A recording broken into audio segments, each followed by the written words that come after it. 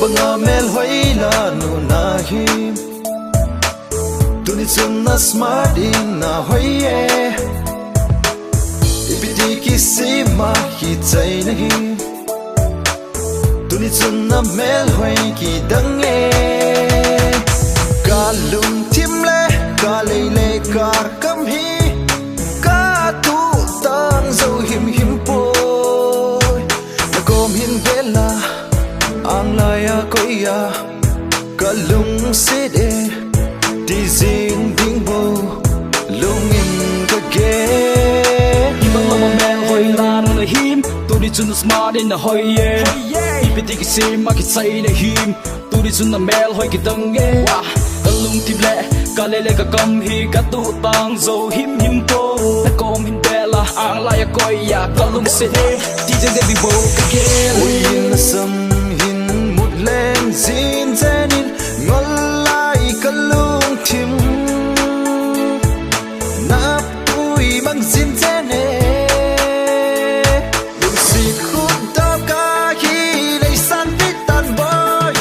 Rasin na bo me day Day day na me ngay nu Hibang Melhoi la nu na him Tuni chun na smart in na hoye Ipiti kisi ma hi chai na hi Tuni chun na Melhoi ki dang e Ka lung tim le ka lei le ka kam hi Ka tu tang zo him him poi Na kom hin vela ang laya koya Ka lung se de Di zing ding bo Lung in ka ge You're looking so fine, take a ride with me. Explore the world, just you and me. Feel your kiss with a sweet hug. Give me your hand, I can show you around. Be my girl, I can be your boy. No worries, stay on my back, babe. You're looking so pure. I can be your boy, just forget the rest.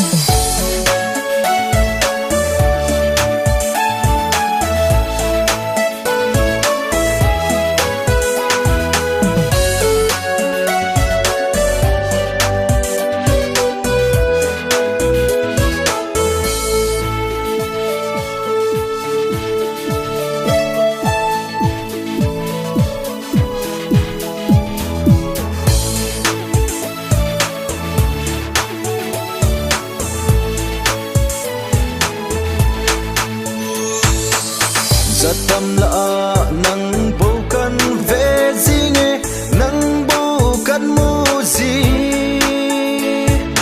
nang bukan holzi trong khật trong mong thấy lâu kan duy di tai Melhoi kam mon na nang bu na hi kan nuôi na dòng nang na hi Hibang Melhoi la nu na him Tuni chun na smart in na hoye